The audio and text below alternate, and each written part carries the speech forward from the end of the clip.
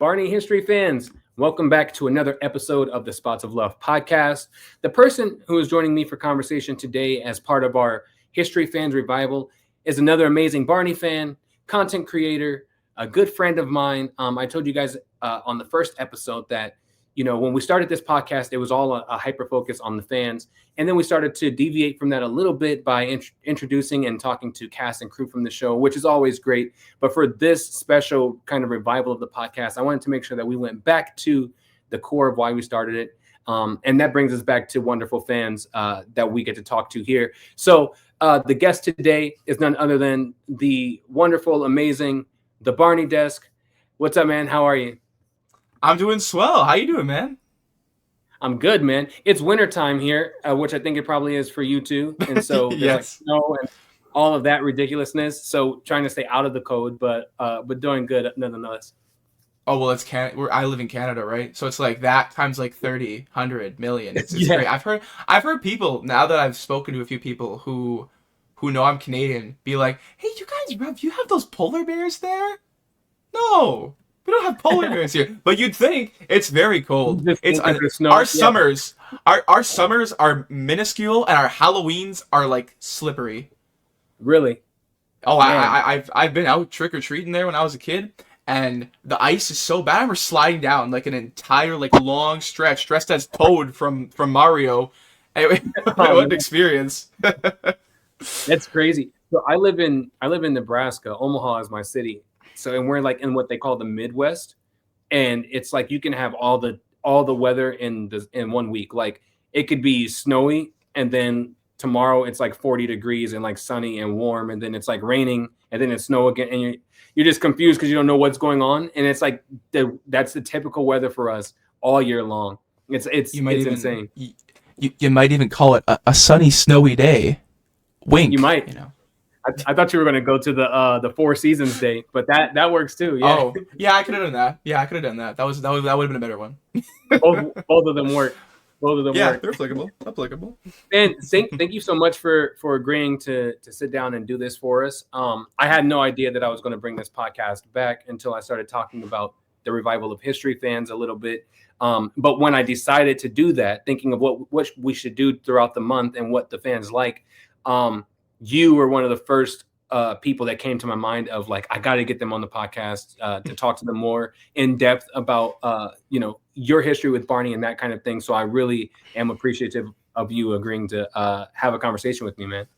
Oh, well, I absolutely. I love getting to do these things. Getting to talk to Barney fans. I don't really get to really like have a conversation about Barney. So any opportunity is just not less with you is tremendous. Yeah, man. Before we get to like the beginning of everything, you mentioning that you don't get a chance a lot to talk to Barney fans, has that, before you found the community online and that kind of thing, did you feel like you were kind of isolated in this being a person who still adored and appreciated this character? Or were there people around you that you already kind of shared some of that common interest with? Yeah. So I definitely didn't have anyone I knew that was into Barney, and I don't necessarily know if it was like I was too old for it, or if it wasn't like that, because you gotta think I was born. I'm the same age as Riff and season 10. You know what I mean? It's like, is that crazy? What is there to grow up with? Like, I had stuff, of course, but I'm not speaking on that later. But I didn't know really anyone who was into Barney, and if they were, it was just like, oh yeah, I've heard of him. So no, I didn't know there was a community aside from like the one I knew when I was like 2 or 5 and in like 2010 and whatever. So before I joined the community, no, I had no clue. I didn't have a negative connotation of Barney in any way. My parents watched it with me willingly. They're so fantastic and supportive, and so I'll be like every once in a while, my dad will be like, if all the rain drops and whatnot. So I had no clue though. There was no one I knew that had that liked Barney. No. That's the common thing, I think, with all of us. That's what I think. I think if you ask anyone in the community, that's one thing that we all really appreciate, because growing up, we thought we were like this anomaly, right? Where we're the only kid who grew up watching Barney and then went into adulthood still watching Barney and appreciating Barney. And there's no other adults out here who likes to watch this children's show. And then we find this community where there's people just like us, where they also thought, I'm the only one doing this.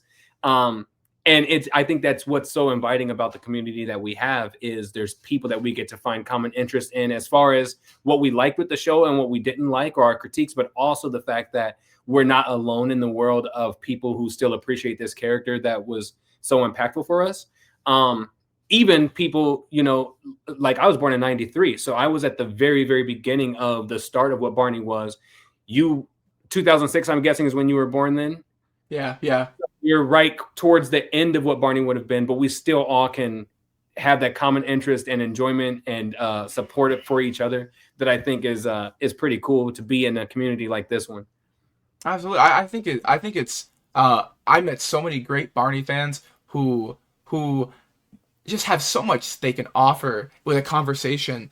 And I think it's almost quite like it's kind of cute how like we all like this character about love and togetherness, and like how everyone's important and we're all a family.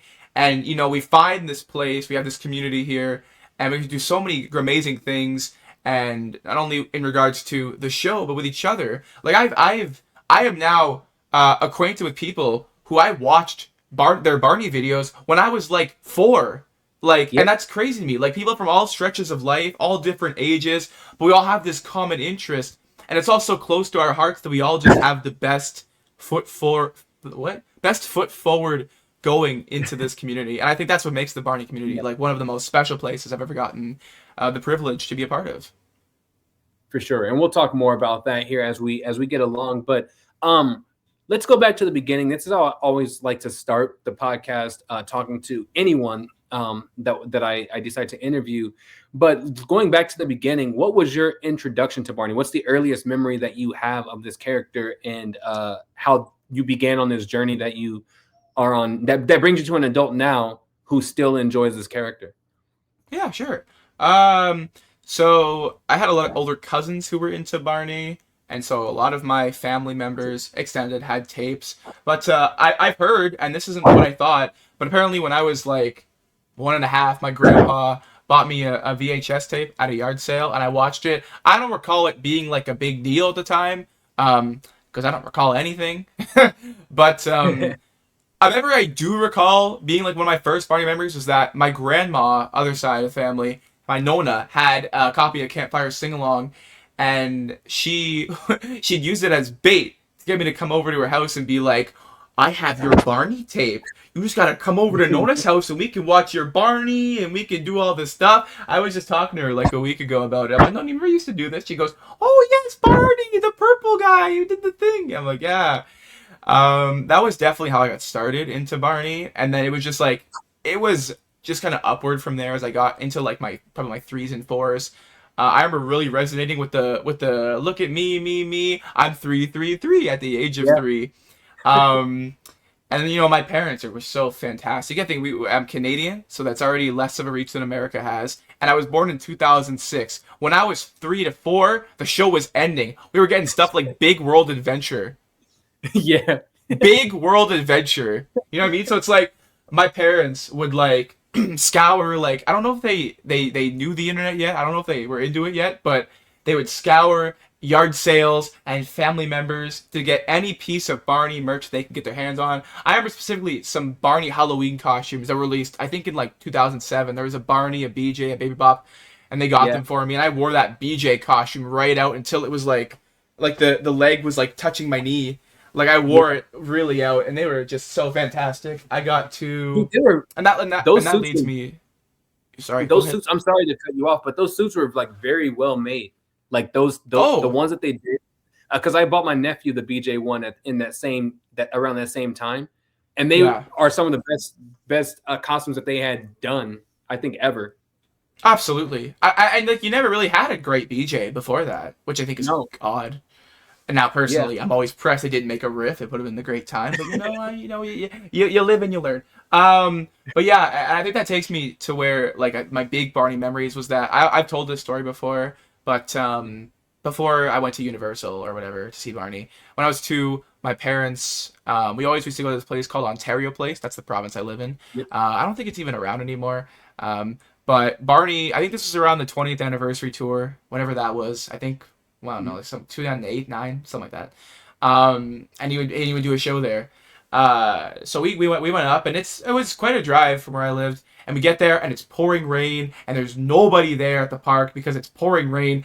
And then we find out Barney's not performing because of the rain. It's been canceled. And so my mom is like, please, you have to understand. We drove all of this way. My boy, my sweet baby prince, he needs to see Barney the dinosaur.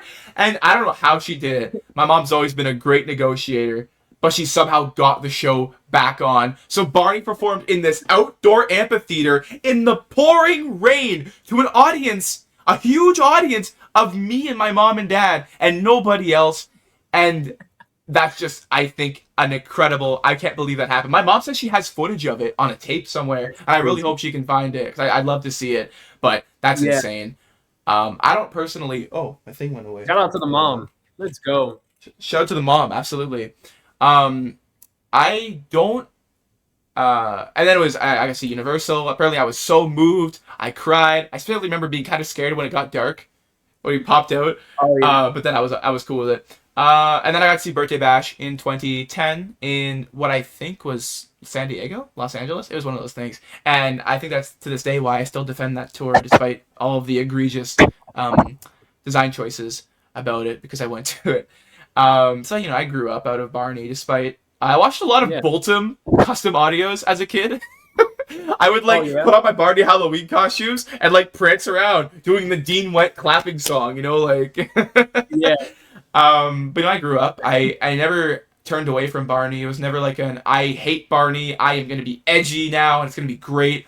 No, it was more just I grew up, but I kept him close to my heart, of course. I couldn't bear to part with any of my Barney stuff, at least for a while, until my mom probably forced me to sell it. And then, that up till before I joined the community is pretty much my history with the brand. Wow, man. One more thing. I didn't watch but I will say I didn't watch any of the show. I had I had literally so many home videos, ranging lots of home videos, especially lyric. But I never have seen I had never seen the series because they weren't airing it. There was no Sprout in Canada. There was Treehouse, but they were airing stuff, I think, at the earliest was season 6, but I wouldn't remember. All I remember being on TV was Big Brother Rusty China.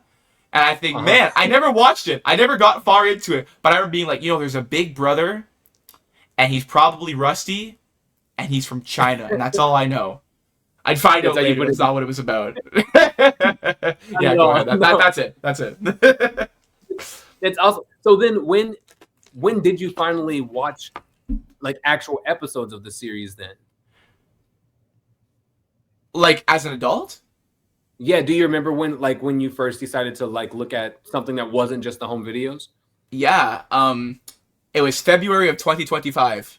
I opened up Our Friend Barney. Yeah, I never watched them. I because it wasn't airing anywhere, and I don't know why I didn't look. I as a kid and up to fairly late into me being in the community, not for a while, but late enough to where it's kind of embarrassing. I kind of thought that Barney Home Video was just the episodes put on a VHS. I didn't know that they were specific productions. And then when I found out, I was like, no. So you're telling me they didn't air 1, 2, 3, 4 seasons on Treehouse? That's ridiculous. But yeah. I haven't watched the entire show yet. I've seen a lot of it now. I forced myself to watch season 1, the entire thing as a marathon. I think about a few months ago. It was rough by the end. I was having a hard time. Yeah, what's going on? You don't like season 1 at all?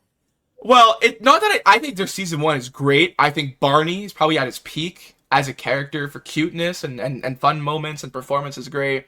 I think it's definitely a little rough in the beginning, and and that was a detriment to anybody. I think they were just finding their footing, trying to get stuff figured out.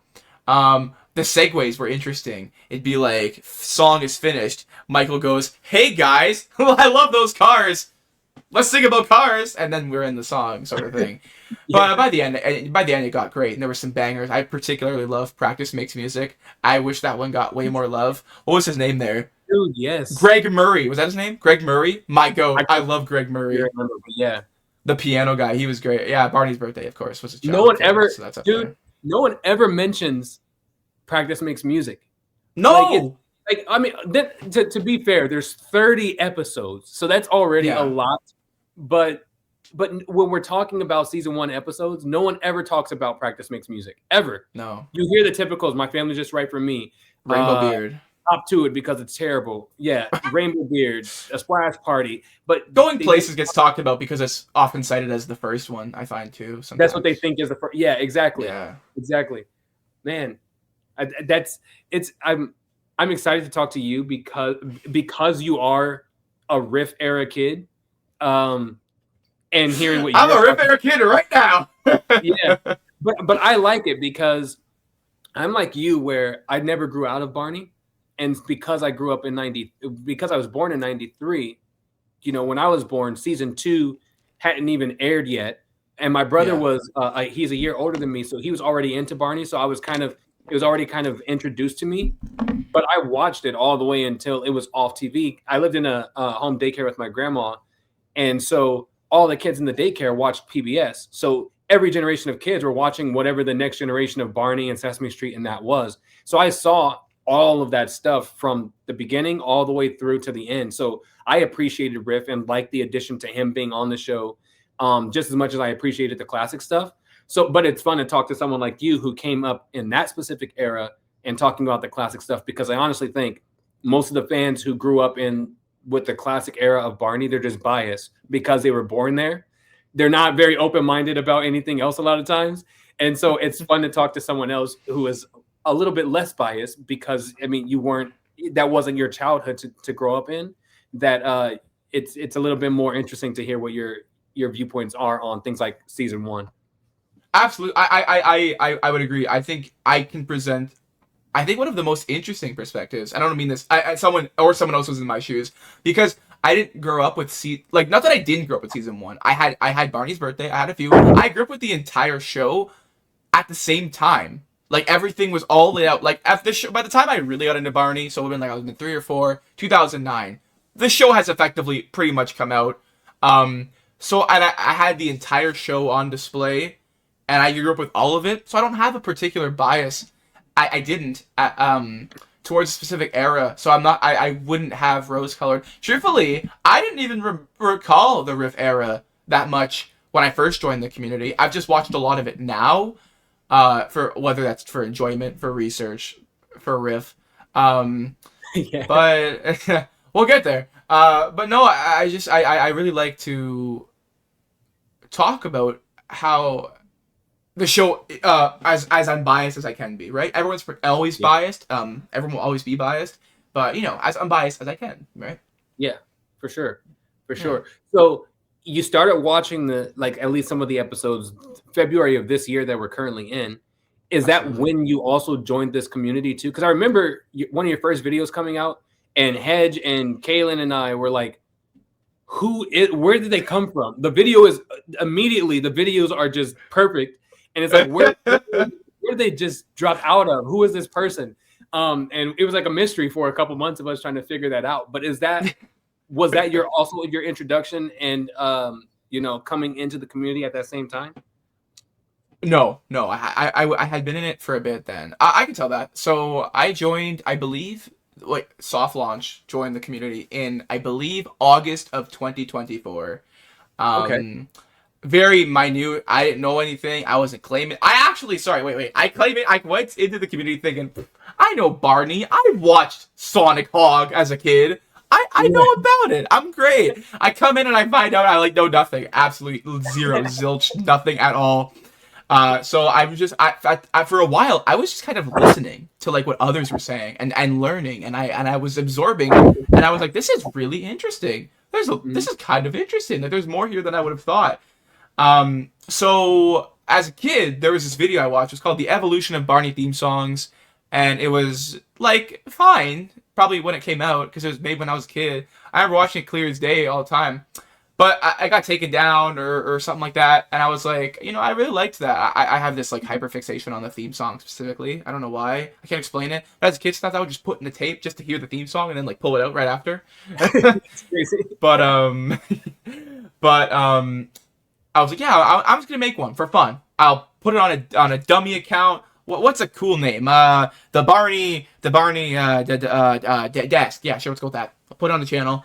Made a very bare bones profile picture and whatever, and I posted it. And then I'm like, oh, people are viewing this, and I'm not new to video creation by any means, but I was like, well, I'll make another one. So I think it was I think it was my international around the world mix, kind of inspired by the Best of Barney feature with I Love You, and I was like, oh, this is doing okay too. So then I'm like, I'm gonna make another one and another one. And I'm like, okay, I made enough theme song videos.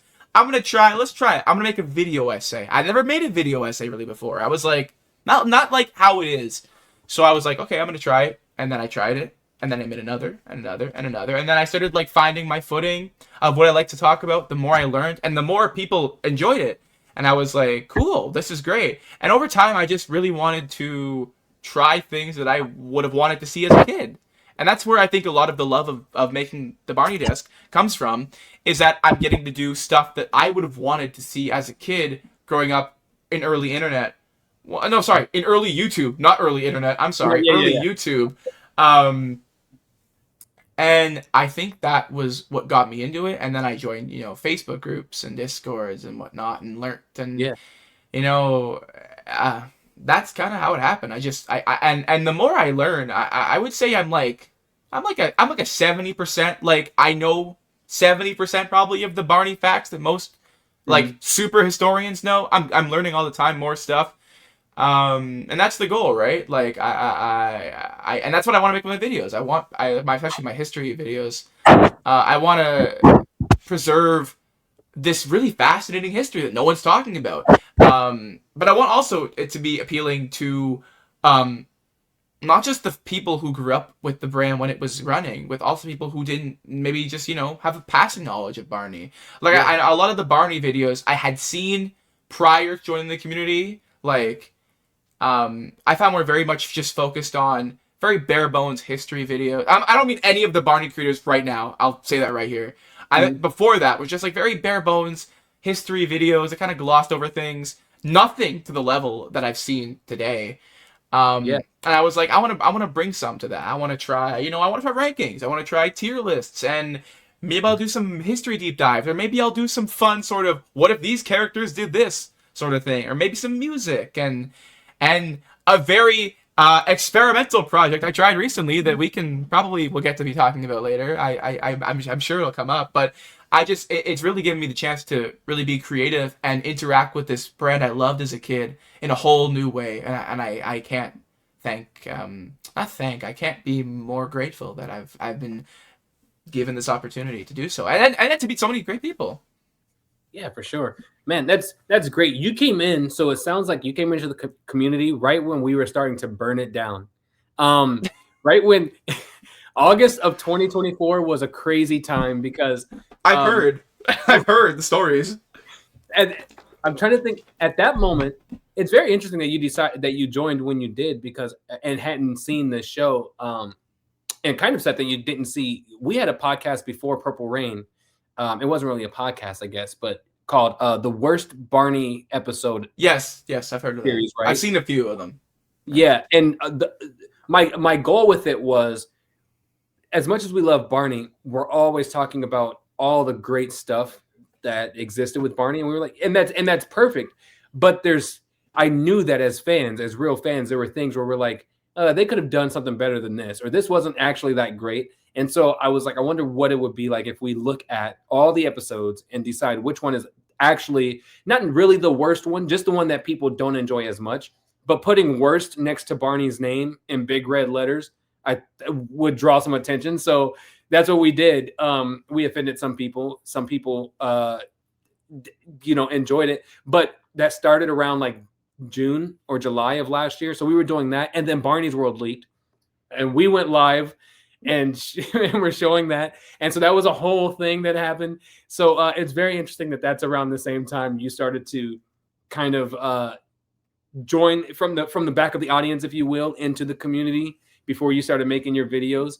But yeah, that was such an interesting time that we were causing back then. Oh, but no, nonetheless, glad that you're here and that you're doing this stuff. I remember when you dropped that evolution of Barney theme songs. Like I said, Hedge and Kaylin and we always jump on calls all the time just to talk about things, or we'll hang out after the live streams that we do and talk. And when your video popped up, we were so confused on who it was, but also amazed by how creative and talented the video was put together. And it still amazes us, as each video that you release. I told Sam on Sam Pelt, Barney Millennium, on the episode of the podcast that we did, that right now, the people who are doing video essay or Barney content creative kind of things, the top 3 right now are you, Hedge, and her. And one, it's because you're like the only ones that's doing it, but also the intentionality and the actual time and care that you take to put into the craft that you're creating is seen clearly from the very moment the video starts through to the end. And so I want you to know, at least from my point of view and our point of view, I'm sure the fan community feels the same way. We appreciate you taking the time to make those videos and give us a chance to watch something different and indulge in your creativity the way that you want to do it. But you can just tell clearly that it's done with extreme care and professionalism, and I think that's what lends to people constantly tuning back in. I mean, that video now is at like 800,000 views almost, which is insane. it's crazy. So clearly Really. people enjoy it, right? Yeah, absolutely. I could talk forever about how blessed I am. I love to make videos. I love to try new things and see what sticks. And I like to surprise people. I want to top myself all the time. I want to be like, hey, yeah, you saw this? Okay, now wait, I'm gonna give you something else. Here, look at this. Now it's like, oh, here's an episode review of a Barney episode that you probably didn't know about. Maybe if you did know about it, look, I made it funny now. It's like, I love to just provide different outlooks, especially those last 2 I made. Not last 2, I made more since, but the 2 of the episode reviews, of hit episodes. I loved making those because I think it's inherently what I always kind of wanted to do with BarneyDesk, to be like, hey, look it. This is a toddler show, right? And it's fantastic. We all love it. But also, it's not prone to criticism. Nothing is prone to criticism. Or I don't know if that's the right word. Everything is open to criticism. At least it should be. And I find when you're a media analyst, like so many of us are in these content creations, you have to be honest and willing to look at everything for what it is. And I think that with those videos, I get to not only be honest and get to give honest critiques, like, yeah, maybe that line wasn't so good, or maybe this performance wasn't incredible, but this was really good. It's not like you're diminishing the merit of its existence. And I think with those 2, it's especially my goal was to be like, hey, look it. Maybe you didn't know about this kind of fun concept. There's some cool ideas in here. I'm going to present it to you in a way that you understand. So I'm going to make some jokes that appeal to millennials. I'm going to make some jokes that appeal to Gen Z. I'm going to make some jokes that appeal to like my mom, because she watches my videos. And because I want to try and get like the message across of like, hey, this is worth being discussed, and it's worth being preserved and talked about. And even though there's all the humor and the fun moments, I'm getting you involved with these characters. And with Barney no longer being an active brand, I think that's the best thing we can do for Barney, is to introduce it to people who wouldn't have been otherwise. It's like, look, you think like, oh my guys, Barney, brain rot, or something stupid like that. I'm getting you involved, 6, 7, whatever. It's like your attention's grabbed, you're paying attention, and now you're going to learn what made this show so special. You're not going to learn what, like Barney's purple, and he's dumb, and, bashing and whatnot. You're getting an honest feedback, and I think that's really, really important.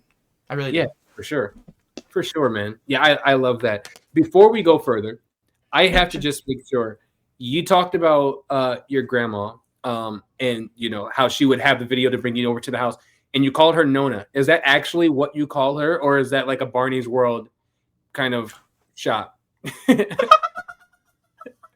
Because at first when I heard it, I didn't know if it was like one of your clever like I'm gonna throw this in there, or if that's actually what she goes by with you. Oh my gosh, I wish I was that clever. No. I call her my Nona. That's not a Barney's World reference. So I have to know, is that the correct? That has to be the correct pronunciation, right? Because there were some fans when Barney's World first came out, they already hated it because it was animated and different. But another thing that they hated for it was the fact that they were saying Nona is not how you pronounce it in Italian. It's pronounced something different. So is that, at least in your household, it seems like that's the accurate pronunciation?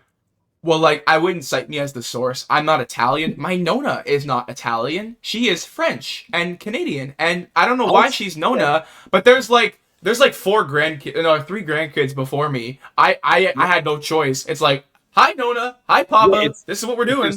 Yep. Sort of thing. Like, so it's like, but yeah. But I would say that's how you'd say it. I don't know how else you'd say it.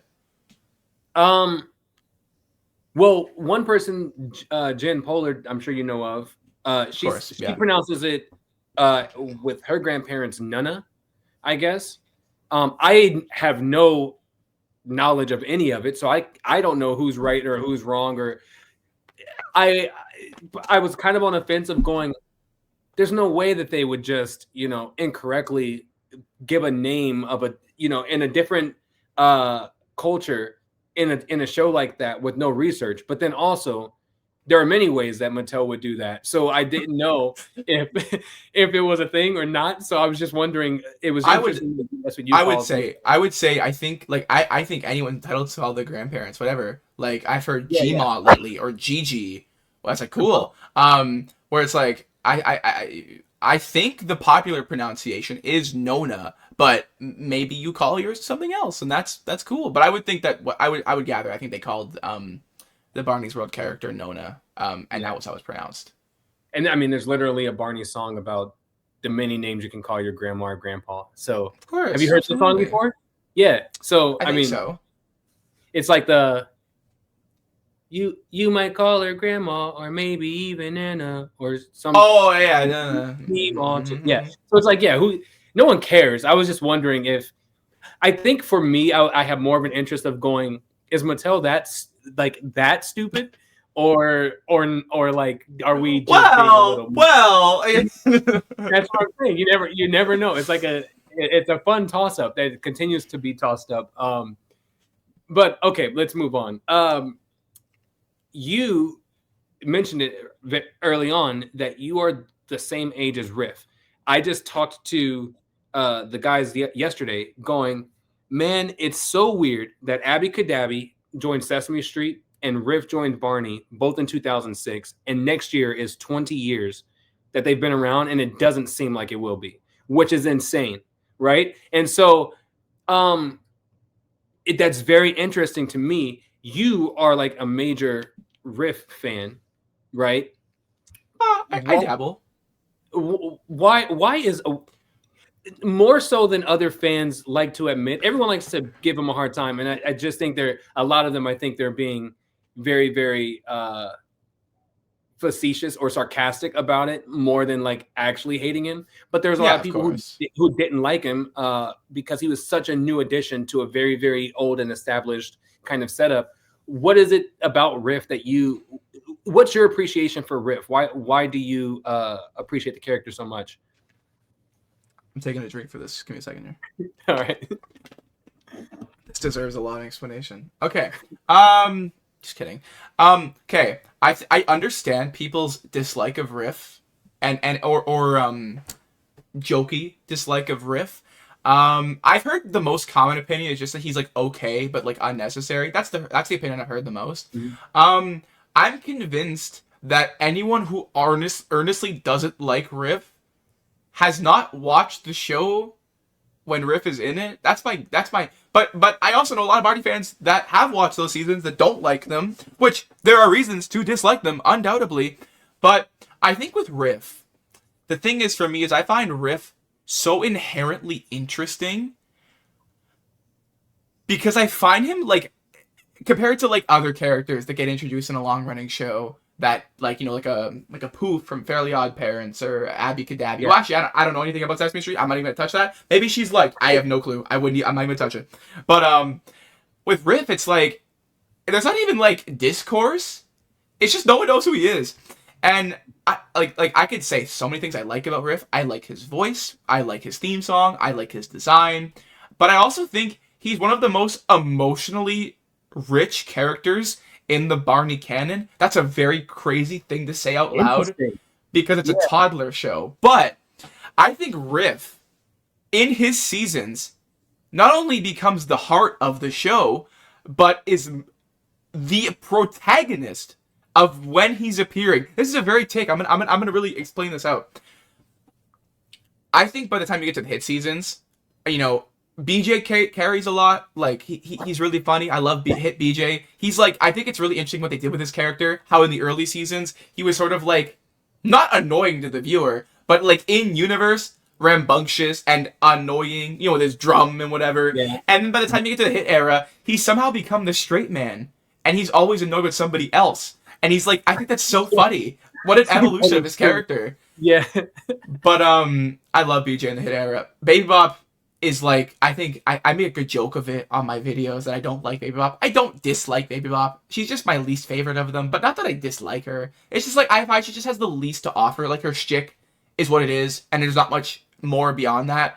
Like, when Barney and Baby Bop are going to talk, you're not getting that much of an emotionally mature conversation, nor is it needed. Baby Bop is a stand-in for the viewer, because for the intended viewer of the earlier seasons, not the hit era, obviously.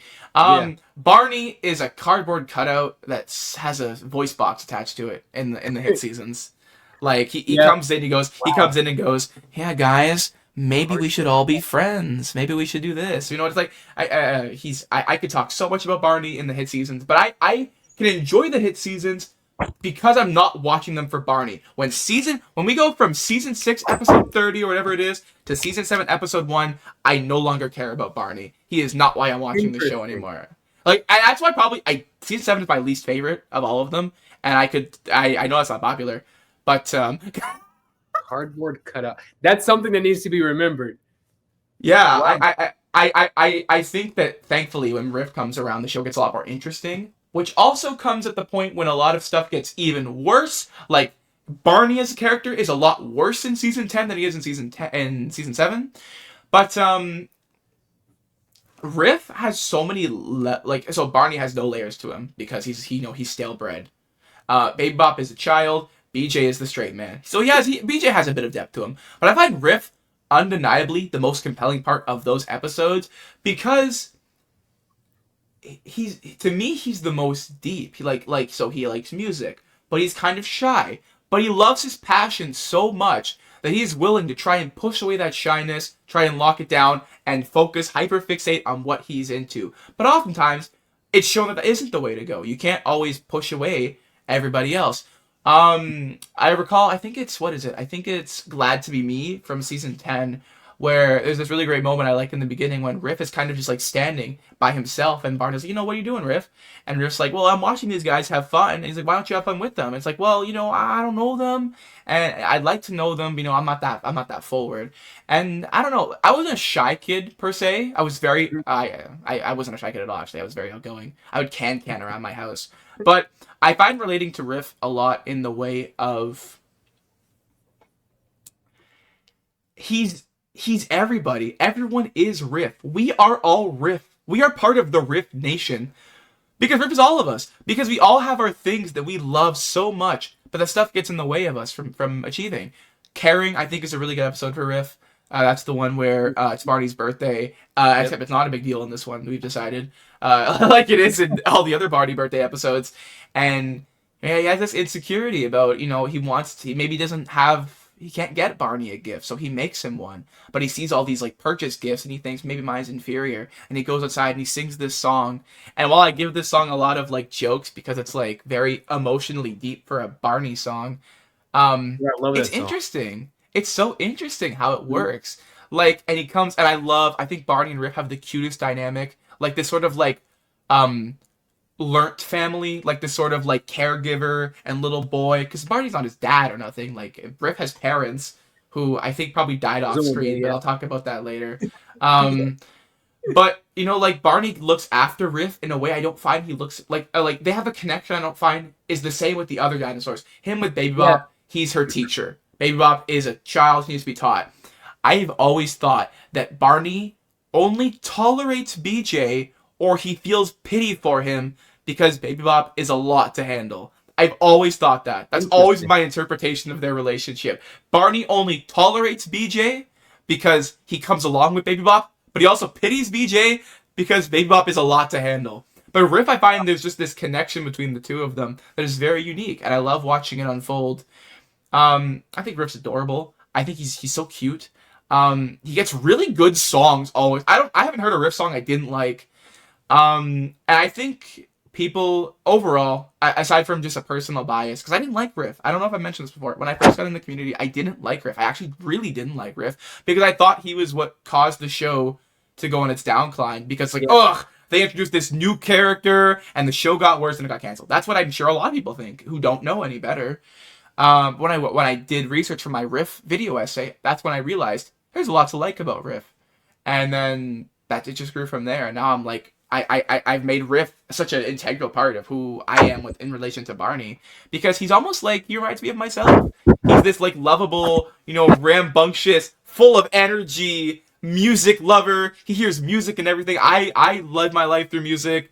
He's just I love Riff. I could say so many great things about him. But in regards to how the community treats him, I think at the time it was like, okay, not our precious Barney, not our Dino trio.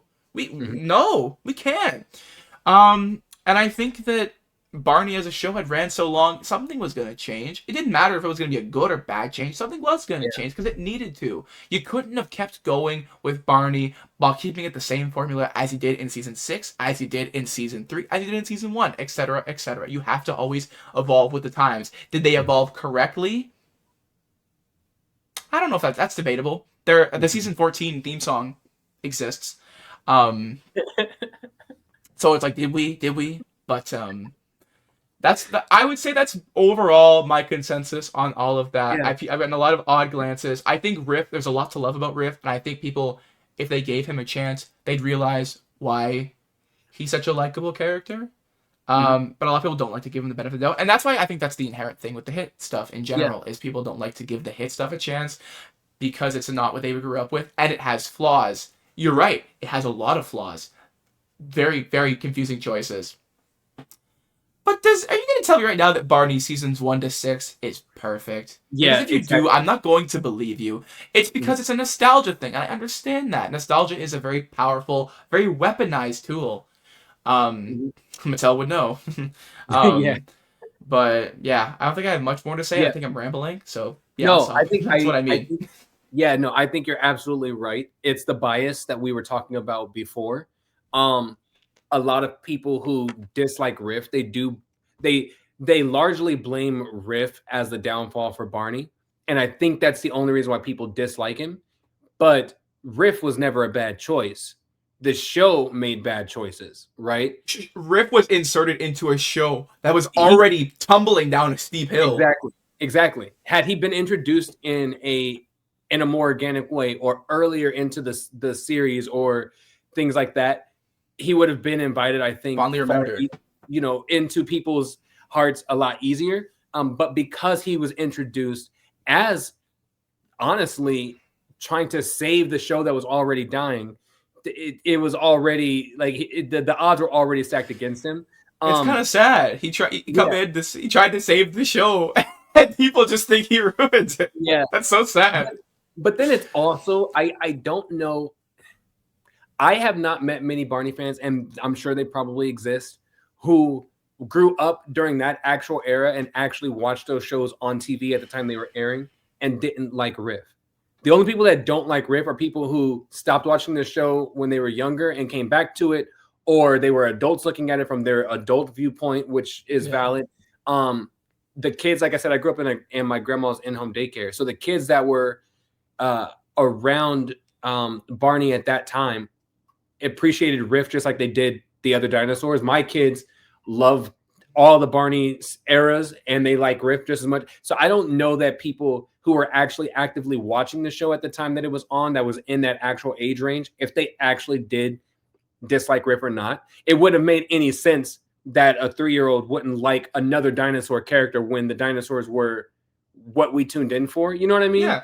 Abby Cadabby does fantastic on Sesame Street. Like you always see her with Elmo most of the time, these like from the very beginning until now. And but you know, Sesame Street they have a little bit of a different audience. There's always new Muppets being added.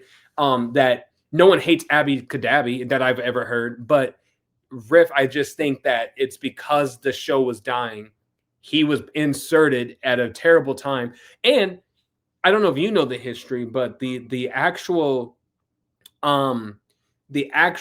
video that was the concept that Steve White came up with to introduce Riff was a much better introduction to the character than what they ended up going with.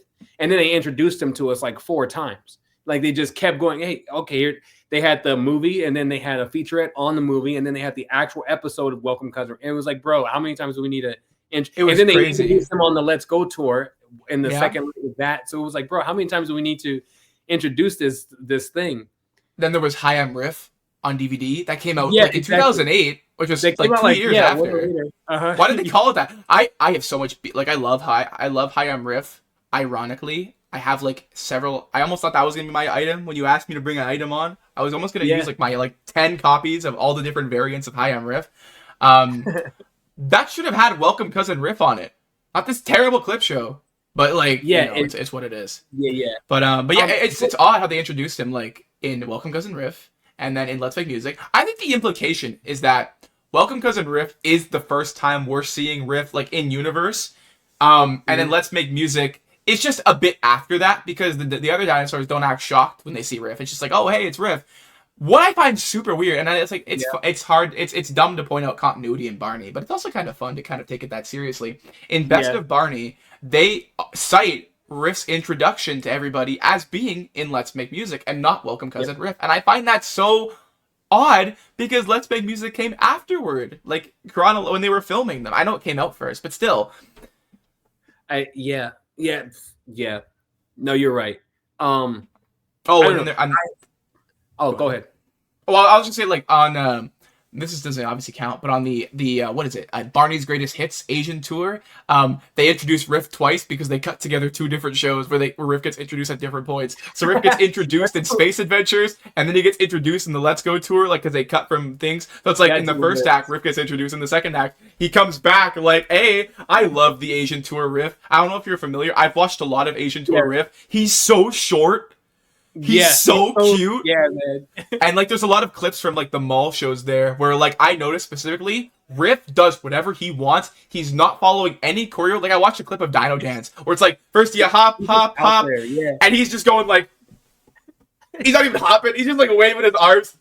Whoever the Asian Riff actor was, you are hilarious. Like I've seen once there's a video there where I made a short when I have a bunch of Riff moments, and this is in it, where like they're singing I Love You, and then Riff just kind of wanders off to the side while the song is still going on. He goes to like the back of the stage, and then when the confetti goes off, he starts jumping, trying to catch it. Like, while all the rest of the characters are in the front singing the song still, the vocals are still going, Riff's just back there jumping at the confetti. Like, I love him. I love him so much. Man, okay, so there's 2 videos that need to be done. You have to do a video on that. And you have to do the video that you were talking about how you, from your viewpoint, you just think Barney tolerates or pities BJ. To put a video like that together and then clips of episodes with that context put to it would be hilarious. Because I've never thought about that before. Sure. But there's things that I can kind of picture from episodes or home videos where it would work perfectly under that context, which is just hilarious. This isn't the best example, but I can think off the top of my head is that in Let's Play School, when BJ goes, "Do I have to?" Barney goes, "Well, it would be nice." Yeah, yeah. Exactly. Man, yeah, that would be great.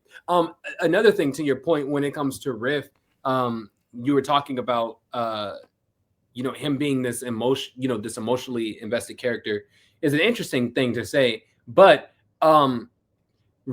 I didn't think about it until you were saying it. Riff is definitely treated like exactly who he was, a character being introduced into something that already exists, and he doesn't know how to fit into that, right? Absolutely. And that was, I'm sure that was when they were talking about adding something new, the conversation of adding a new character came up per Steve White, and he proposed a grandma dinosaur character that would have given like a parental kind of guidance or relationship with Barney.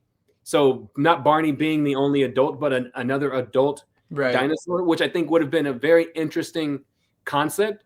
But they knocked that down and went with Riff because he can introduce music to an already musical show. And so I wanted to say something on that. One point I've heard is that BJ's already musical. Why do we need another musical dinosaur? Okay, here's the thing. BJ is musical in the way that he wants to be a rock and roll star. He plays guitar. He wants to be in a band. Riff is musical in the way that he knows everything about instruments and rhythm and how to make music. That's not the same thing. Like, it is a different genre. Like, and this is very reflective of like the 2008 sort of, with the Obama administration, sort of push on STEM learning. I think Riff is really indicative of STEM learning. Yeah. I also have heard people say like Riff shows traits of ADHD or people who are on the spectrum, and I think that's a really interesting interpretation, and I kind of like it because it does truthfully, like, when you put, not like, it's a spectrum, it's a pool. So many people suffer. Oh my gosh, people. Choose your words from different things. Yes, no, I think. No, I know what you mean. You know what I mean?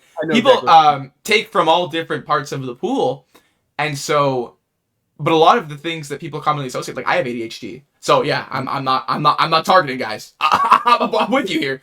A lot of things, like I find Riff, like, he he has hyperfixations with music, or he does these amazing feats, like how he can, well, not that I can replicate, dog noises, but I've heard a few comparisons, and I'm sure like when I'm not on the spot to talk about it, I'm sure there are a few more. And I love that interpretation because Riff is the representative of the shy kids, or the kids who have challenges with speaking out, or with those sorts of things, but also indicative of people who have these intense passion for the things that they love, and it's not going to stop them. It's a great message. It's like, don't let being shy stop you. Do what you love. Yeah, I think as you were explaining more about why you liked Riff, I started to look at you. He does have those traits of ADHD or being on the spectrum, or I think if Barney lasted to where we are today and Riff was introduced, his I don't want to call it a gimmick, but his thing would have been probably a character that's on the spectrum, or being neurodivergent, or whatever it is. Yeah, neurodivergent, exactly, because like didn't they have a Sesame Street character with that exact premise? Yeah, I recall. I forget her name. And that's, I mean, we're in those times, right? We weren't necessarily in those times in 2006. So it's pretty forward. It's pretty forward of them to have. Yeah, done that kind of concept. Think, and that's why I think if it was current today, that would absolutely be the selling point for that character.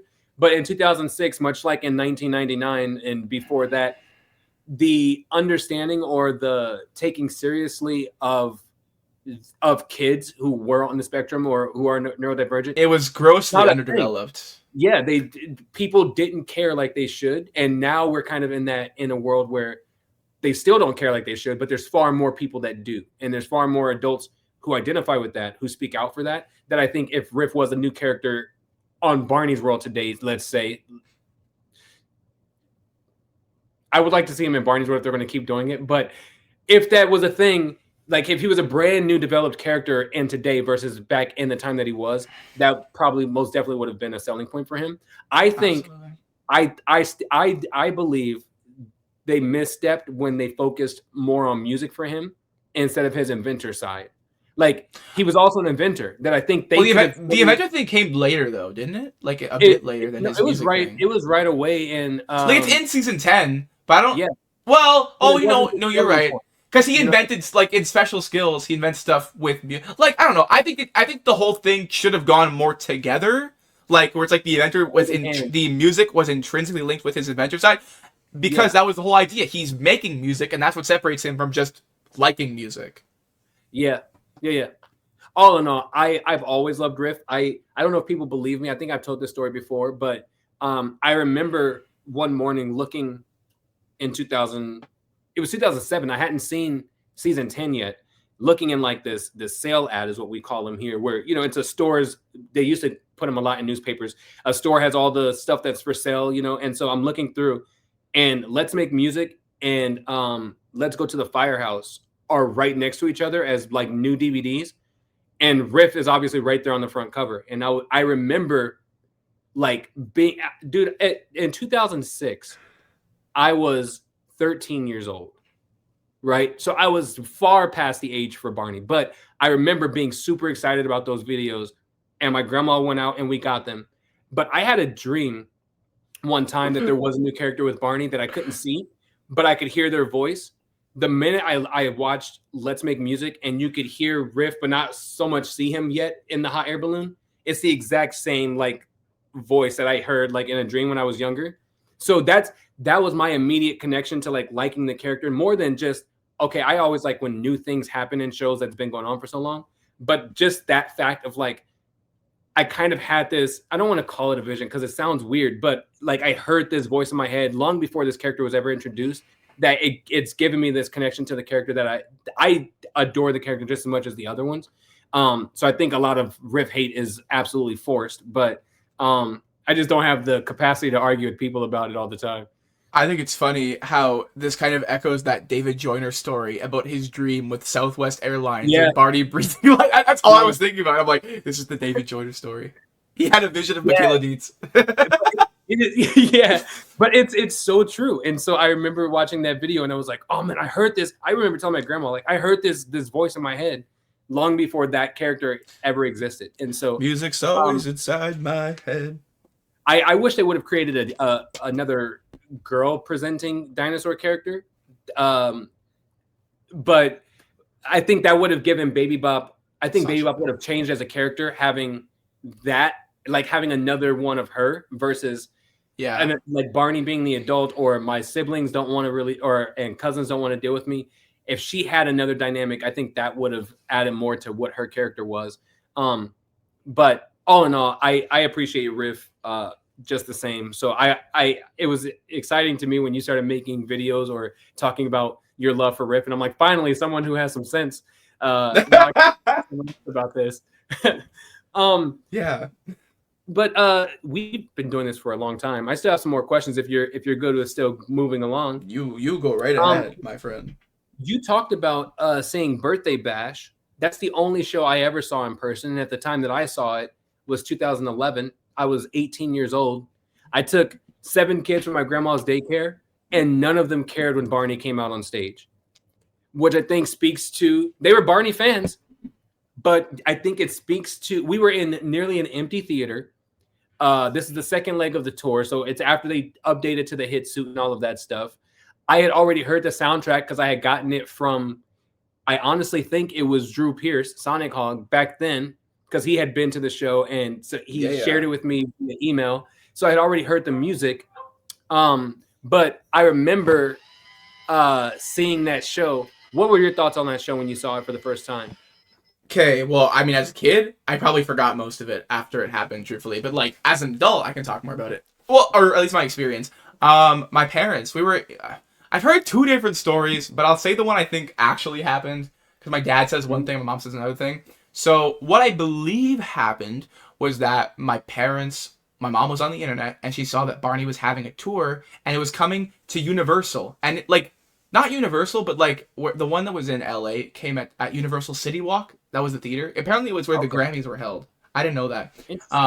So my mom, she bought the tickets. Apparently, they were crazy expensive for some reason. Really? And while Birthday Bash wasn't very populated, like, at all, what I've heard and read about, our show was packed. Like, most of the theater was filled, which is like it still wasn't capacity, but it was like way more than I've seen other people have. So when I bought, I think some of it, not that I can get to it right now, but I have a lot of a few mementos there. I have a flag and a little star wand and a little bag, whatever. First of all, I love Birthday Bash's soundtrack. I'll talk about my pros with Birthday Bash. I think pros, the soundtrack and the idea is amazing. A greatest hits like era's legacy tour is amazing for Barney. I love how we got old songs to come back with some new songs. You know, everyone had, like, Dave Bob had a section, BJ had a section, Riff had a section, Barney had Dean Wen. Yeah. Rapping Dean Wen. Oh, we got. Yeah. I'll be so real. I think Throw Your Hands Up is kind of a bop in Birthday Bash. Move It Like This is kind of boring. But I'm rocking with Throw It. Yeah, I love that song. That's not what it's called. I'm rocking with Throw Up. Dude, shake your dino tail. But I think the thing with Birthday Bash is that it could have been Birthday Bash with the production of even just Colorful World would have been like gosh tier. Like, it would have been amazing. Like, I love this, and like, I think it's not perfect, but it's really good. Where the fumbling comes in is obvious. It's the costumes, man. They suck. Like, they're so bad. Like Baby Bop is kind of cute. BJ is nightmarish. Riff, really, you think so? I could never. I hate the BJ costume. Seriously, like in this show specifically. Yeah. Oh yeah. Just Birthday Bash. I didn't like Riff's suit. I liked everyone else's. I didn't like Riff's suit either, but I think he's probably like the best. Barney's is fine. I love when they just got like an actual Barney's like head. Yeah, I'm talking about the hit suit. The rest if the Barney suits were a suit that one of us had bought, you know, to do, like, you know how there's fans who have their like custom Barney suits. Yeah, it'd be a fine suit. The fact that it was a legit suit for a legit stage show, I think, is where the problem came in. Because the first one looked like Steve Harvey. Yeah, it just looked bad. There was never a good shot of it. Every photo is bad. I also think the choreography, for the most part, is kind of like Barney's introduction, where he just comes out like, yeah. Shout out to Antoine Steele, but yeah, Antoine has done great things. I don't blame him here. I think it's just the choreo choice. Mm-hmm. The set is fine, but like, compared to, like, it was cool when I saw it, but compared to like Colorful World and Musical Castle and Big Surprise, like, yeah, this is definitely a downgrade. But like, also understandably, the show had ended. Like, I don't know. Yeah, I think it started in 2010, it had in that tour. It did start in 2010, but I wasn't sure if it was being developed when it was done. But I think, like, when I think back to Birthday Bash, I think this is the last performance any of these voice actors would give these characters. This is effectively their last appearance. So the I Love You is devastating at the end. It's like, oh my god, bro.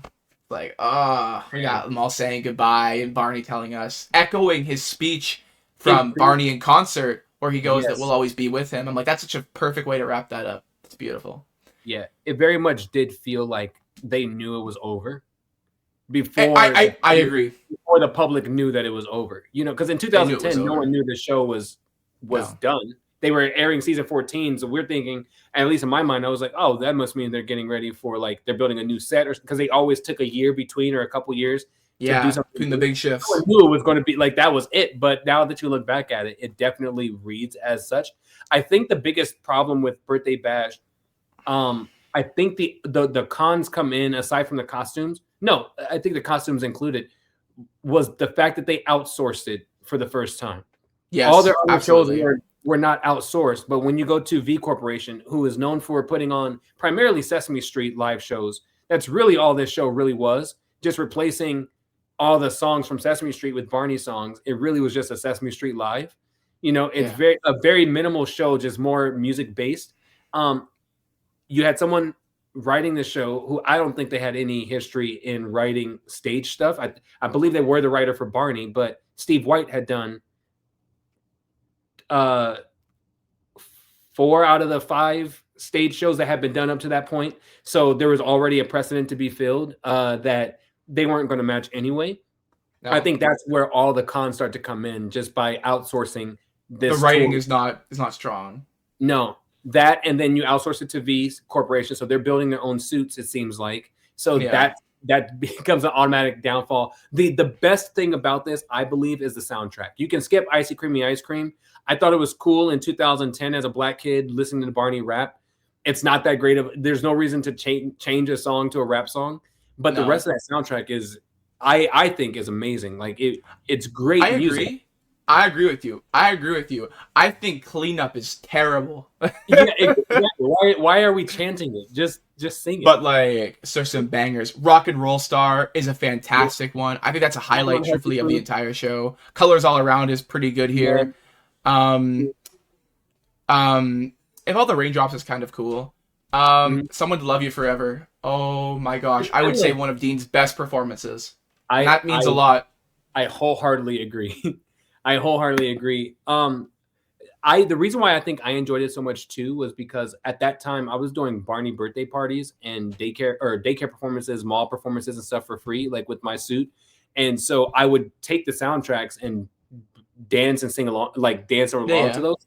So when you bring in that soundtrack, it just gave so much more flavor to what people knew as Barney. So more people were able to like enjoy it from a different standpoint because the music's good, at least. You know what I mean? Not that the music was ever bad. It was but it's just fresh.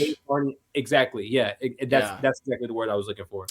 It's funny you mentioned Birthday Bash. I've been working on and off for like a few months now. Sort of like a redux on Birthday Bash, how I would have done it with like a different soundtrack. And I've made some very good stuff for it, I will say. And not to toot my own horn, but just like for as excitement thing. I'm not sure when I'm gonna put it out. Like I've gotten through the first act. It's pretty good. There's a lot of medleys that I think are kind of fun. I have this really insane melody of Baby Bop Hop and Rock and Roll Star, and it's so good. I can't tell you how well it goes together. Oh man, that's crazy. Like anyway, but that's our Birthday Bash discourse. Thanks, man. Cool, man. So whenever you do that, I'm looking forward to that. That kind of brings me to, I had a question to ask you later, but is there, with what you do you have in your list of ideas to come up with, or, you know, in your database, in your mind, is there a dream video that you want to do or you've thought about putting together that you just haven't Definitely. yet? I have a list of video ideas, and there's a lot of them that I'd love to do. None of them I'm gonna say, but I can say one that I've really been aiming for. At least it's because it's very early stages. I'm aiming to eventually put together a very big Barney sort of, not documentary because it's a YouTube video. That sounds silly. A very long Barney encompassing historically video. Like I don't know if you're familiar with Quentin Reviews. They make a lot of these kind of videos about, like, I think Nickelodeon shows, and they're fantastic and they're very long. And that's kind of my goal, going through literally the entire show. That's why I've been rewatching the entire show. That's why I forced myself to watch season 1 all through the entire thing. But it's all for this purpose. Like I've just gotten through season 1 of this actual watch through, just because, you know, busyness and whatnot. But I already have like 40 pages, and I'm in the first season, man. We got 14. Sheesh. Like, so, but that's a big dream goal video, and it'll happen eventually. Yeah. But other than that, like, big projects, I'm really wanting to do a follow up to my experimental October project. Wink, wink, nudge, nudge, and just more creative stuff. I want to do more creative stuff that I just haven't had the chance to like really sit down and make just at the time, but I will eventually. Yeah, well, let's talk about that real fast since this is the second time you mentioned it. I have questions about it. Not on purpose, but like no. It's okay. It's okay. We were going to get there. You're absolutely right. You're talking about your Halloween themed videos. Is the correct term analog horror? That's it. Yeah. I have no idea what this means. So can you explain to me? So I watched your videos, not all of them, I'm going to be honest, because I didn't understand what was happening. That's fair. That's very fair. And when they were coming out, understandably, totally get that. There were so many people that were like wholeheartedly believing what you were doing, and then there was like the contrast of people who believed it, and then they were upset that they believed it.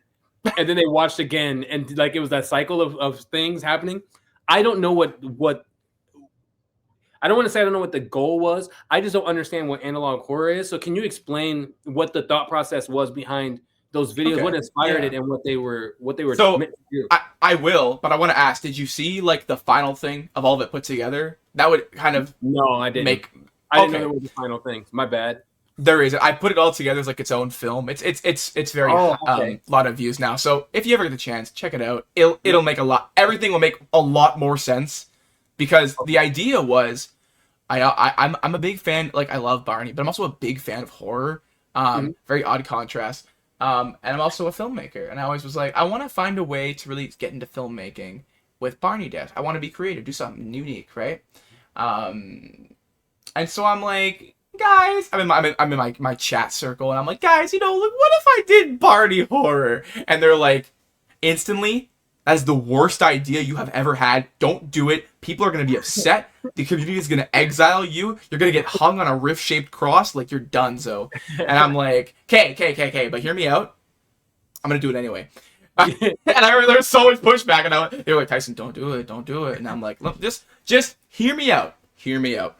In July of 2025, I presented what was the first video in the series, or my first plan. I showed it to a few of my friends, and they're like, oh my gosh, I regret everything I said.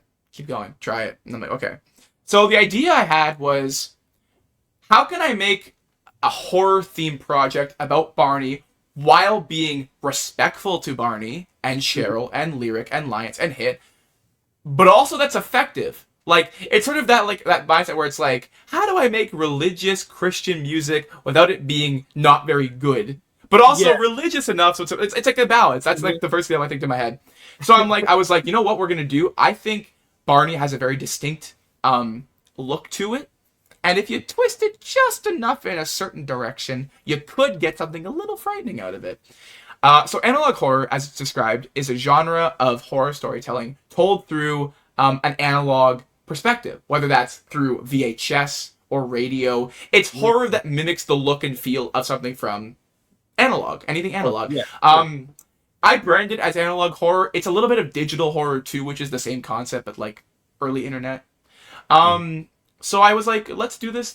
I'm gonna take a jump, see how it goes. And if it fails terribly, I don't do it again. I don't try it again, and I just keep making BarneyDesk. But you know what? It's worth a try. So I put together this whole plan of what the thing's gonna be, this long storyline, and I released them intermittently, and I released them on purpose, out of order, because I was like, I'm gonna try and see. I'm not gonna say what it is at first. I'm gonna see how people respond, and people were like, "Oh my god!" When I think that first one was the Barney like beta intro or whatever, and people were like, "Oh my gosh!" Hedge sent me a message saying, I can't believe you.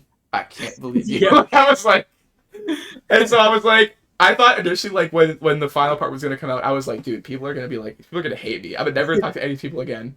But the thing was, aside from wanting to make a good story, I wanted to talk a lot about nostalgia and how people react to media. And that's what it's about. If you haven't seen, I'm not going to say too much on it because you haven't seen it. And I think you'd make more sense if once you've seen it. So check it out eventually. Right.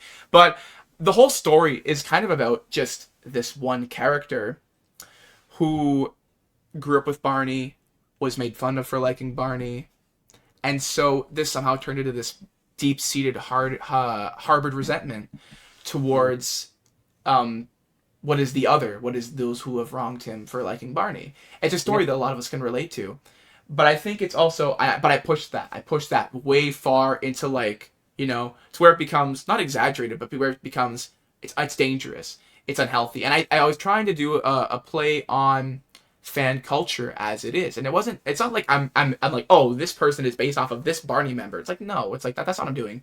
It's more like we as people interact with media so interestingly, but if we take it into a certain level where it's engulfed us as a person, it's not good.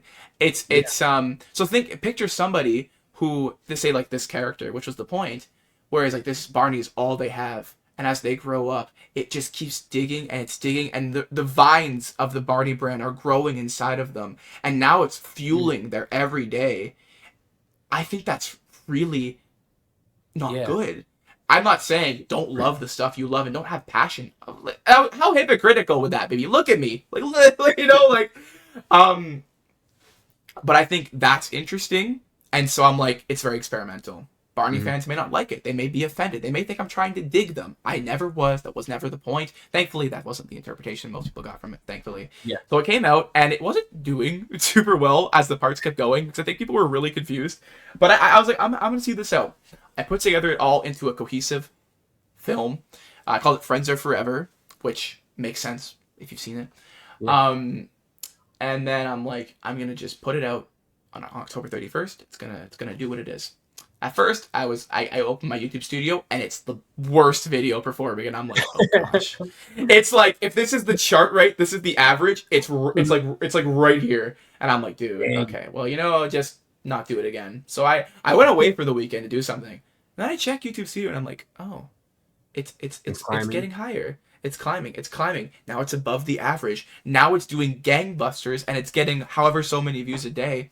And I'm like, people are finding it, and people are liking it and understanding it. And I'm like, this is fantastic. Now, currently where it's at, it's done. It's one of the highest viewed videos on my channel. And it's reached out into other communities. And people are talking about it in other circles. And the reason I think that's so powerful, and to me, is because I've always really wanted to try something creative like this. And to see it not only be well received, like not only well viewed, but well received. People enjoy it. People think it's interesting. That's the best thing I could ever ask for, right? Yeah. So and what I really like is that it's gotten a lot of people into Barney, because say a lot of Gen Z is really into the horror and the analog stuff, like Five Nights at Freddy's, whatnot. Mascot horror is its own thing, so they get into it for that. But then by the end, they're like, oh, well, I've actually learned a lot of things about Barney behind the scenes and lost media and this and that. I'm going to learn more about this. And I've seen it in people joining certain spaces like Discord and whatever, who are like, oh, I watched your video. I really liked it. I want to learn more. And I'm like, thank you. Thank you so much. This is what I wanted. And it's just, I could talk about it forever, but I'm so proud of it, and I'm so happy it's done well. And I get to make a follow-up next year, because now I've established. So yeah. If you have anything else you'd like to question me on with regards to that, you go ahead. No, good stuff. I'll definitely have to check out the full thing, just so I fully understand it more. But I mean, it's a cool concept. It was a very different concept, than no one else was doing it. So of course not. That's wide open for you to be able to jump in and do, which is great. A slight segue from that, Barney and horror is such an interesting thing. I've never told anyone this, but when I was in middle school, I had a dream that I was trapped inside my middle school with this serial killer that was killing all of my teachers, right? And the place, because I was beginning to fall in love with acting, so my safe place was the theater, right? So that's where I ran to in my dream. And at the moment I run in there, there's a show being put on, and it's a Barney show. But the reason why it was a weird choice, but it's Barney, BJ, and Baby Bop. But there's three costumes of each of them performing at the same time. It was the weirdest dream I've ever had. And that freaked me out more than the serial killer, just because it's like you never see more than one of them at the same time. But as you were explaining this whole idea, that dream just popped. It's one of those dreams. You know how you have like one dream years ago or whatever that you just remember Still hold on to? Because it freaked me out so much, because acting was the thing that I was so into at that time, and Barney was still a very big part of my life. And I also like horror movies and things. I don't know what kickstarted me to be stuck inside this open. I'm also terrified of like large open spaces. So being inside of a school just stuck there, and you have this murderer running around in three costumes of each of the dinosaurs, or like, it was such a weird thing. No, I get that. I get that. Your video, as you were explaining it, reminded me of that. And so I wasted your time to tell you about it. No, it's good. Well, it's funny. When I was a kid, I had a reoccurring Barney nightmare where I was at my aunt's house, and I'd be watching on her CRT, and she had a CRT in a display, and it was in one of those corner shelves there, like that takes place in a corner, and there was stuff behind it, right? And it was always be Barney's Dilemma and the credits of season 1 playing, and then right when it would end on the what is it, two haircuts and a shave, the little da da da da. I would fly right into the TV, and usually that's where the dream would end. But sometimes I would fly over the TV, and it was always the same dream, but sometimes I'd fly over the TV and behind the stand. Something would crawl out of the TV. I could never really see what it was, but it would tear the entire room apart, throw in stuff, destroying the house. And then it's like, dude, it gave me like this. Oh, and sometimes instead of Barney's Dilemma, it was the Lions Group logo. And so I think for a long time, the Lions Group logo and Barney's Dilemma gave me this very off vibe. Whereas I love Barney's Dilemma. I'm a very big fan of it now. But the Lions Group logo still kind of gives me a little bit of an anxious feeling every time I kind of see it. Man. Which I've actually heard is kind of common for some reason. I've heard it from a few people. Oh, man. That's so creepy. So you know how like with horror movies these days, they take well-known songs and they slow them down and they make them like this horror thing. They did it with Jordan Peele did it with, I think it was the movie Us or that he has or whatever with Destiny's Child, Say My Name or whatever. Like, can you imagine a horror movie that you just hear that like the Barney's Dilemma just slowed down and bro, as you were, that's creepy. I don't need to imagine it. I did it in my thing. Oh, did you? Yeah. Oh, come on, man. See, I had to play off my own fears, you know. See? Oh man. Okay. Well, since you effectively ticked off some Barney fans with that whole project that you had, you also did it with your ranking list of Barney songs. Dude, oh my gosh. Did you get a lot of people arguing with you about your personal opinion? I mean, we were arguing with you on Purple Rain a little bit, but like, did you get actual people pushing back on what your choices of music that made that list were? Like, I can't believe how much truthfully, like, how many waves it caused. I didn't see that coming. No one was really super upset. Some people had strong thoughts, but I remember before Purple Rain, I remember Malachi telling me, Karan wants to talk to you about your song ranking. And I was like, dude, don't tell me that. I would start sweating the moment I get there. I would look at him and be like, hello, Mr. K. Like, you know. Yeah. But no, I what I always said about it and will say now is that they're just my opinions. But also, if I just told you, you know, my favorite 3 Barney songs are Everyone Is Special, Clean Up, I Love You. Typical, yeah. That's boring. Like that, you hear that from everybody else. But if I tell you something that kind of catches you off guard, like I Hear Music is the best song, or SANTA, or is also there, it's like, well, now you're interested. Now you're paying attention. And not that I'm saying my opinion isn't genuine. It absolutely is. But because again, I have this wide perspective of the show, I'm not going to prefer the classics over the new ones. I understand they're the classics for a very specific reason. They're very good songs, and they're up there for a reason. But, like, man, you know, I get down to a Riff Boogie, you know? Like, if I made that video today, I don't think it'd be the same. My preferences have changed. But, like, you know, it's opinions, right? And people have a lot of them, and they hold them dear to their hearts. And I get that. And when someone makes their own opinion, it feels like they might be infringing on yours. But just know, everybody out there, in regards to anything, with this, with your podcasts, that people I'm sure react to you with, one opinion doesn't invalidate the other. They can coexist. I can love Riff. You can hate Riff. You can still be wrong, but we can coexist. Yeah. Right? Yeah, exactly. That's how I usually word it. Absolutely. Okay, a couple more things before we end this thing. One of my favorite things that you've done was the lo-fi music, right? Yes. Super creative. Again, something no one else had ever. Not saying they never thought about it. No one ever put it together and had done that. I don't know if you are willing to share how do you create something like that? First of all, did you just choose the music that are some of your favorite songs to tackle in that vein? But which all were great. But also, what does it look like when you're trying to create? Yeah, sure. That kind of music. It's been a hot minute, so I gotta think back to my process.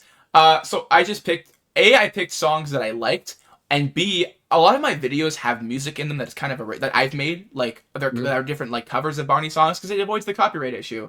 I would not say I'm the greatest music maker. I have a lot of experience with music itself, but not so much as with mixing.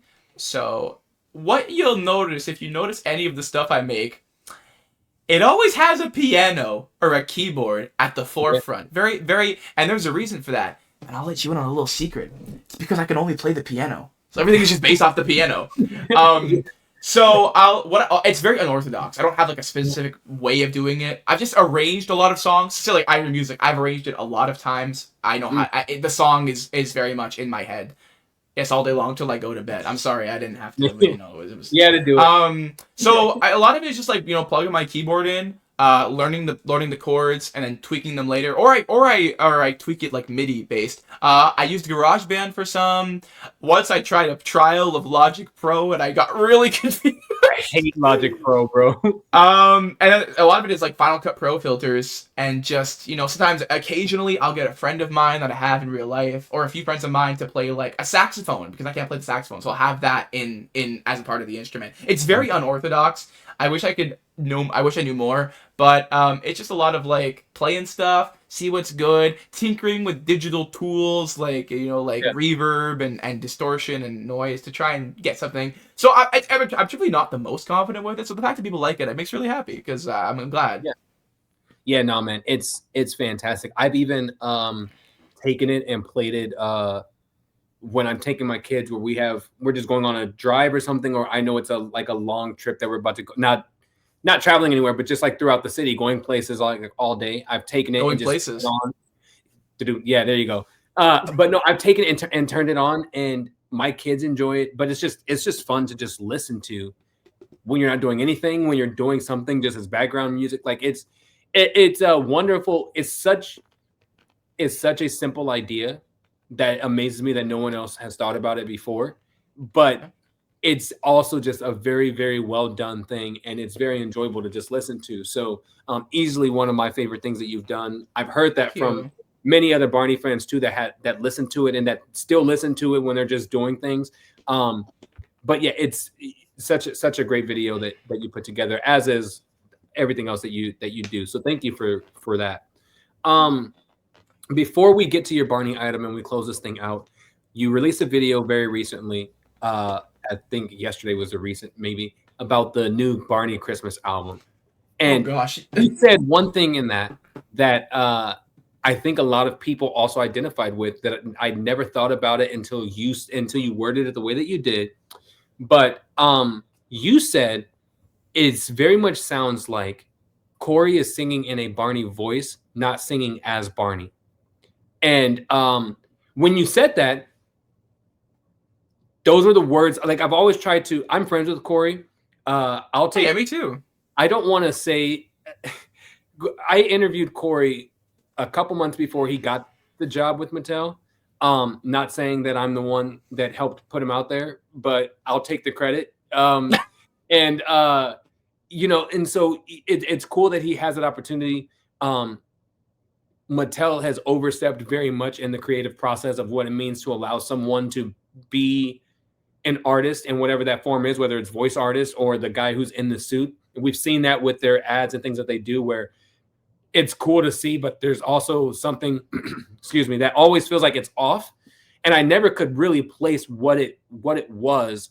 Like, yeah, we're hearing Barney, but I never could figure out the words to put together to say why it just felt like something still wasn't right. And when you said that, that's exactly, and like you said too, it's not a shot at Corey. I feel very wholeheartedly that it is a Mattel thing and their over meddling of things. But that's exactly how the words, if I was able to put those together, I would also word it that way. What do you think makes the difference for that? Do you think it is, maybe, obviously we don't know what Mattel is doing on the back end, but do you think it is a lot of maybe the direction that's being given? Do you think there's a difference between, is it because there's a difference between voice actors and impressionists? What do you think that is that makes that difference? What I would say, and I think Corey has a very, very hard job that he has to do, and I don't think anyone will ever be happy personally, because he's not Bob West or he's not Dean Wendt. Probably more of the former, because no one is our Dean. But I think with what that is that he's got the voice down, I would say, quite well. Like, I hear a lot of Bob West. I hear a lot of Duncan Brandon, especially, as well, though. And that's not a jab. I love Duncan Brandon's Barney. I would say it's better than Dean's, in my personal ranking. What I think the thing is, though, and like I said in the video, it's like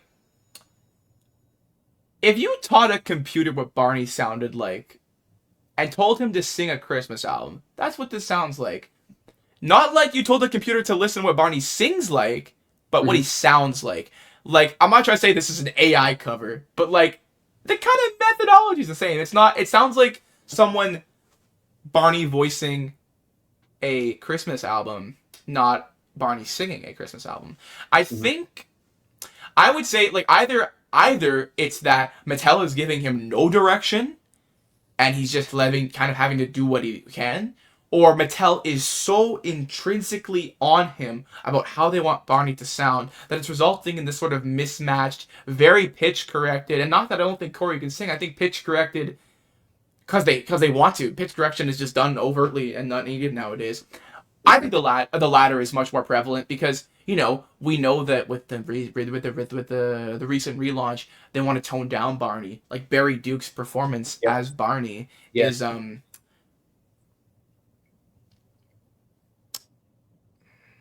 thinking of a word. I'm trying to figure out a word.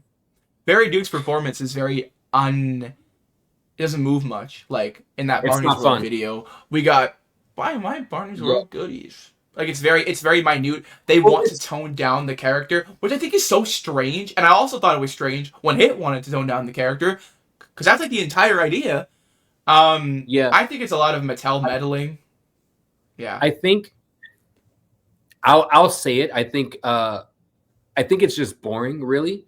But I think it's because there's a difference with the same. I think there is a difference between a voice actor and an impressionist, right? Is that so? Okay.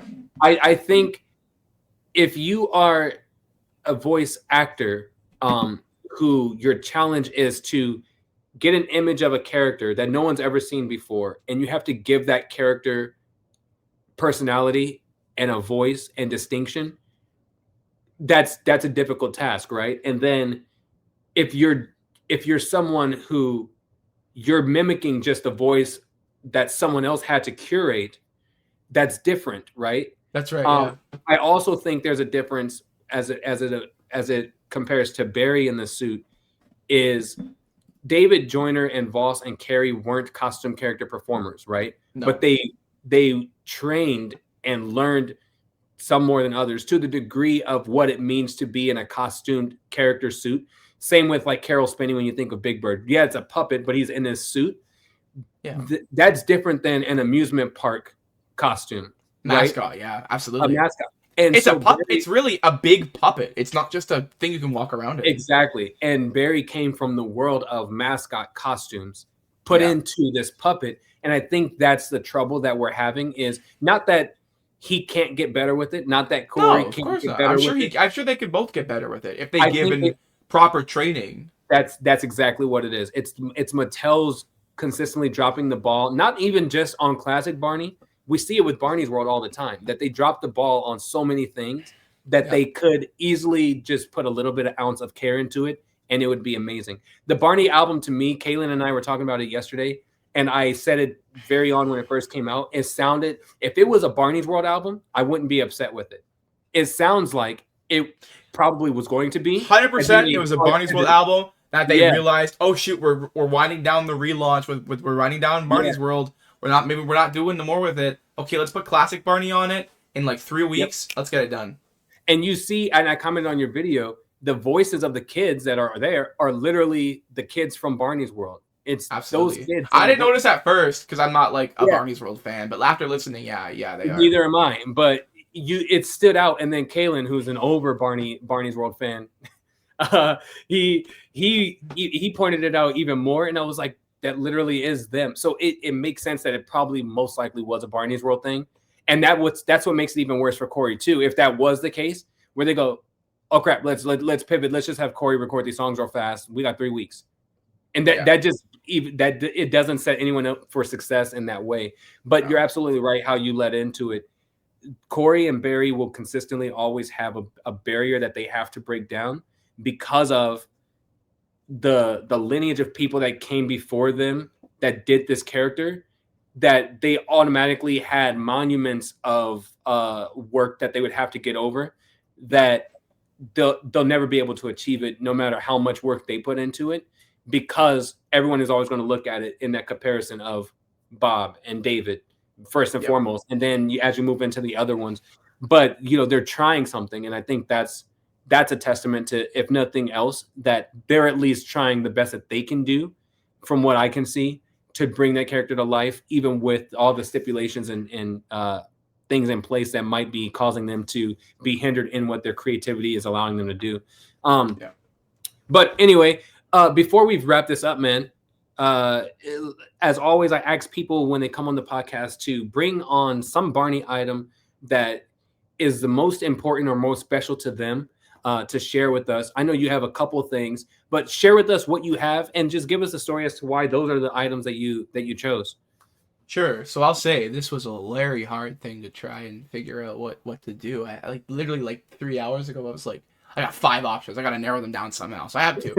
I'll be quick about them. Thanks. But first off, I will start with I don't know. I'll start off with what I think is the cooler, rare one, and then the more thoughtful one last. I'll do that first. Okay. This right here is very hard to find. This is the 2007 Caboose playset. I love this set so much. Obviously the reason is because no Barney set has ever tried to recreate a set from the show, no less as faithfully as this one is. I'm not opening it because stuff is gonna fall out, but I if I recall, there's little stairs in here, and they say watch your step on them, just like the actual set. I think that's so cool. And then this is one of the only times you can get a Riff figure, so it automatically is good in my book. I can't believe how much effort was put into this toy that was made in 2008. You know what I mean? So yeah, that would be and it's exceptionally rare. You cannot find them anywhere. No. I saw one pop up on eBay once, and I was like, I'm buying it. I don't care what it is. It's mine now. So dude, that's what that is. That's one of my favorite play sets. Oh, it's so nice. It's beautiful. I would open it really, but if you want to look it up, I made short on it once. Okay, that's the cooler thing, I guess. This is the more sentimental thing, and this is my beloved. Let's go. Okay, so this is the Namco Riff. All of the Namco plushies look very bad, except Riff for some reason, and I would argue this is his best looking plushie. The Jack specific one is kind of ugly, but I have him too. He's somewhere. But this guy, I got him on eBay and early-ish on, but Riff stuff is so hard to find on eBay. Anywhere. Riff stuff is hard to find anywhere. I'm constantly on the prowl. I probably have most of the Riff merch that's been made. But it's a hard journey. Try getting the Hong Kong VCD. That was a big problem. Right. I bought it and it didn't come in, and then they're like, yeah, we're out of stock. Jeez. Okay, fine. Dang. But this guy, he is beautiful, and he's my son, and I love him. I take him everywhere. I found out that Build-A-Bear clothes fits this doll perfectly. Very well. So I'm constantly rotating him outfits. Right now he's an astronaut, but sometimes I have a pool floaty and what are they called? Sunglasses? Goggles. Yeah. I have one there where he's a vacationer. I have that one too. I have a police officer. There's one, he's a doctor with a little COVID mask and a little cap and surgeon. I just got a Santa one that I need to put him in. I'm filming my Christmas video right now. It's gonna be big. It's gonna be good, I promise. But yeah, this I'd say he's beautiful and I love him so much. And it's he's Riff, man. Look at him go. Look at him. And yeah, that's my those are my 2 most prized Barney items. I have more, obviously. I prize all of them. But those were the ones I'd say I settled on for this. So yeah. Man, you've just made me extremely depressed because when I was a kid, I owned tons of Barney toys and things. Some of which were those 2 things that you have right there. And my teenage years, I had a little cousin who was very much into Barney that I gave him a lot of my stuff. And then the other stuff I got rid of because in my mind I was going, well, Barney's not going anywhere. And then they canceled the show 3 years later. The only things I kept was one of each of the dinos. So I still have my small Riff figure or plush doll. The little plush, and I kept one of my BJ, Baby Bop, and Barney, just the ones that I liked more than the rest of them. and gave everything else away, including that one, including the play set of the part. And now I can't find any of that stuff again. Now I'm collecting it again. And you have both of the two things that I got rid of. But you were right that all the dinos that came out with that one looked terrible. Barney especially. But I have a conductor Barney that I got. Yeah. It was a Namco too. I got him at a one of those dart throwing balloon popping games. He's rough, man. I don't know why Riff for some reason just turned out really well, and then everyone else just stinks. Yeah, like it's a very nice Riff plushie. He's very, very pretty. Man, good stuff. Glad you have those, man. Me too. Before we close this out, 2 questions that I have left. One, it's just more about you, less about Barney so much. But you aren't new to video creation. You said that you are a filmmaker or aspire to be more of one as well. Where did start? You talked about how you started with Barney, but where did you start as far as your dream or your interest into filmmaking begin? What kind of videos and things were you making beforehand? Yeah, sure. I was a pretty like a techie kid. I always had like iMovie and whatever and Photoshop as a kid. Not Photoshop, Procreate, I guess. I was just always into it. I also thought it'd be fun. My parents took me to Universal Studios a lot. I think that might have been it. But yeah, as I just got older, I would just make YouTube videos here and there, like on like different stuff I was into. I just learned lots about it from that. I worked for a few people. I do a lot of graphic design, and that kind of helps out here. And then I was like, let's just let's do it. I don't know. I'm not gonna talk too much about it because it's like, I don't know, not personal, but it's like not like inherently like I guess relevant to BarneyDesk. But BarneyDesk is the brand I've built, and I'm really proud of it. And I love that I love that people enjoy the videos so much, and it's such a special thing to be able to just talk with so many Barney fans and to influence how people can view these shows in a more positive light. I want, like everyone else wants, I'm trying to preserve Barney's legacy going forward, and for new people to get into it too, because there's so much to learn. There's so much I know people would be interested in if they just knew, right? They just learned. Sure. If the new people and the people who probably dismissed Barney as either they didn't like it or they just didn't know about it. So, yeah. Absolutely, man. Yeah, I'm a huge believer in dreams, and so or people who are creative who have an idea and then they do something with it. So I'm always interested in how do you get into doing what you do and how that leads to something else. So I had to ask that. Thank you so much for sharing everything about your life, your interest, how that ties into the stuff that you create that we get to enjoy as fans of Barney along with you. I really appreciate you taking the time to sit down and have this conversation. We've went far longer than what I told you it was going to, and what but I hope that you at least enjoyed being on here. I enjoyed it. I know the fans, as they watch it, will also enjoy it as well. I just want to say thank you for that. The last question that I ask everyone, and it could be however you interpret it for yourself that makes you want to answer it in a specific way, but it's a very simple question, and it's just, why Barney for you? Ooh, interesting. Okay. Why Barney? Barney is unlike any other children's show that there ever will be and that there ever was. It did so many things that should have, like, so many reasons Barney should have failed, should have flopped, should have never went anywhere, but it did. It was the story of not only one woman, of course, it was the story of Cheryl Leach and how she had this determination to create this thing for her son, and then it became this massive conglomerate. And while it's Cheryl Leach's dream, but it was also Bob West's dream, and it was this person's dream, and it was that person's dream, and it was the culmination of like so many factors that shouldn't have worked but did. Like, it was probably the most earnest mom and pop-in-law operation, I like to say that, that there ever was. And like, I always think back to the Peacock documentary of saying, like, did Barney make a difference? Absolutely. Like, Barney has not only made a difference on other people's lives, but on my life. I'm so grateful to Barney and all of the dinosaurs and the brand itself. I think it fostered a beautiful. Oh my god, am I getting emotional? What are we doing here, man? It fostered this beautiful show that everyone wishes they could be in. Like, I bet you've thought about it. I bet this person's thought Yeah. about it. Of like, what if we lived in Barney's world? What if we were there? What if we got to spend time with him?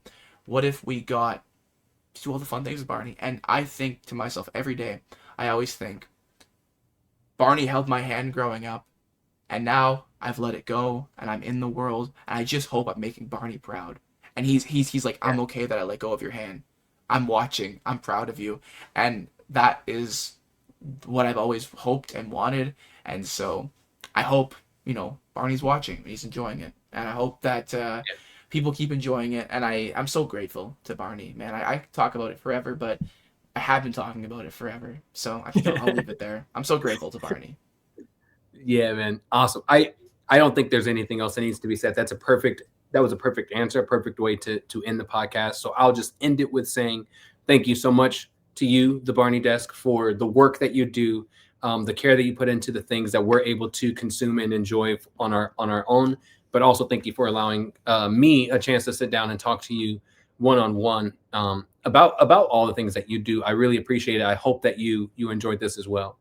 Thank you. I really had a great time. I'm looking forward to keep making videos and keep talking with other Barney fans and meeting everybody. I got a really good Christmas video coming out soon. Life is great. Thank you everybody for watching this interview. And I hope I didn't ramble too much because I'm known to do that. I'm really not good when I'm not scripted. I like scripted, so I hope I do okay. No, man, you're good. You're a natural. Everyone, make sure that you subscribe to the Barney Desk. You help support and push all of his amazing work. Thank you for watching this episode of the Spots of Love podcast. And who knows, maybe one day we'll see you in your spot of love. Take care, everybody.